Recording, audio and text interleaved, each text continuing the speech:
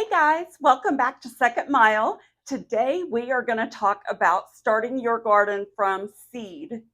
Whether you are an experienced gardener or just getting started for the first time, this video is for you. Stay tuned until the end because I'm going to share with you how you can get free seeds delivered straight to your door. Starting your own seeds is like planting a tiny promise and watching it grow into a wonderful reality. It's not just about gardening, it's about the joy of nurturing life itself.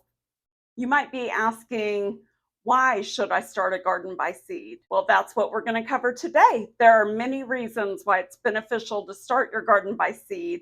And I've also written an article over on our website, and I will link that in the description below.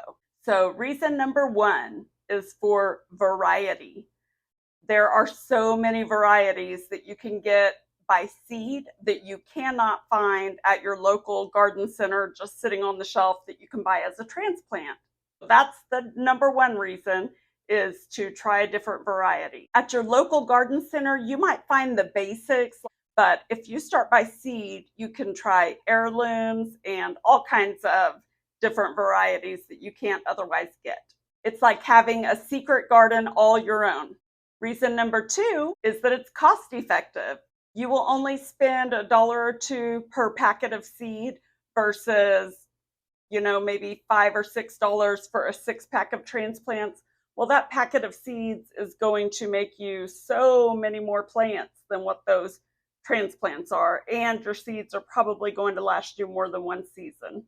And you know us, it's all about making things go the second mile and expanding our resources and stretching them further. And we are all about saving money and budgeting. So that's why we recommend starting your garden by seed when you can.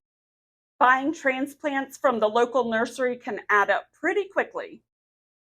But with seeds, you get more bang for your buck.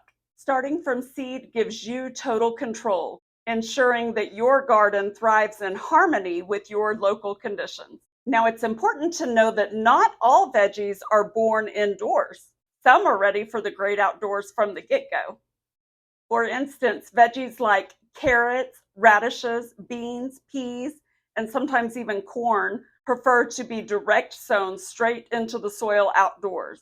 They actually do not do well by transplant. Now let's get into the nitty-gritty of starting seeds indoors.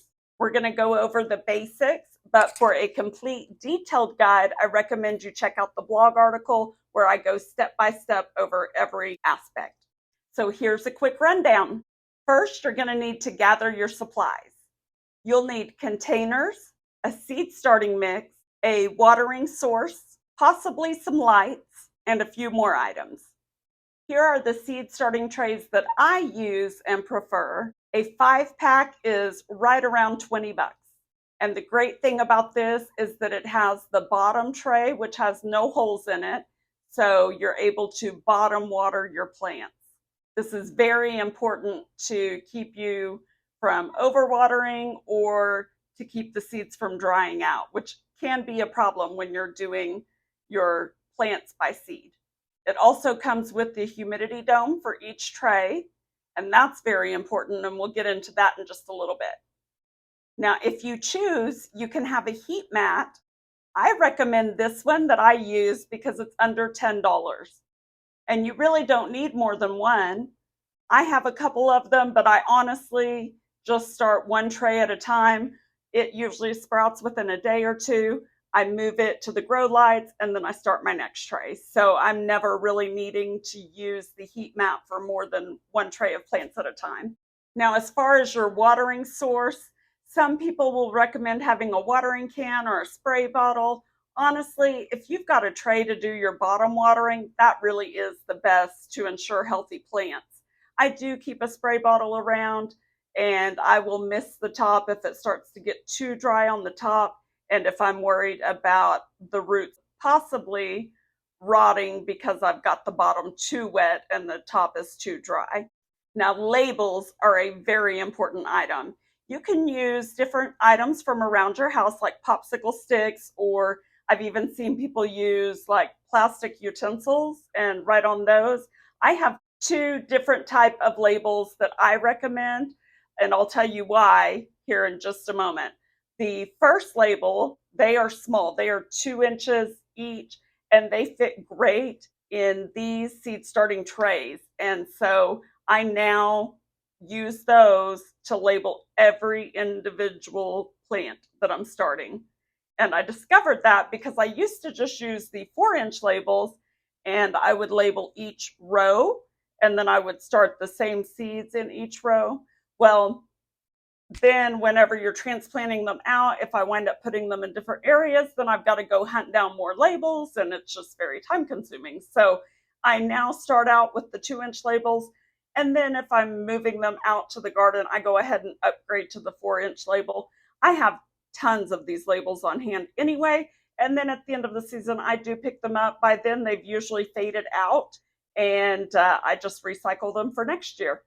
The next thing is a light source. So if you have a sunny windowsill, especially one that is in a south-facing window, you're actually going to be just fine. If you wanted to invest in a grow light, believe it or not, there are actually very affordable options. And here soon, I'm going to do a grow light comparison video. But let me just tell you, I have bought grow lights in all price ranges. And basically, you get what you pay for.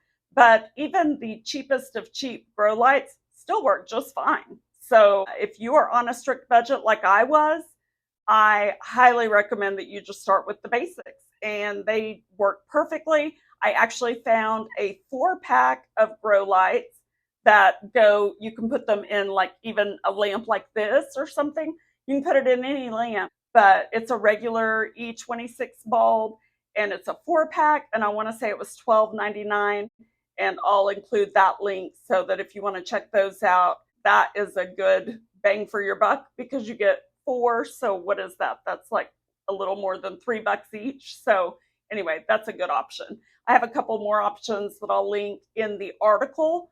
So be sure to check that out. And then very soon I'll be doing my video to compare the grow lights that I've used over the years and let you know what I think about each one. As for seed starting mix, the best thing that you can use is coconut coir, I believe.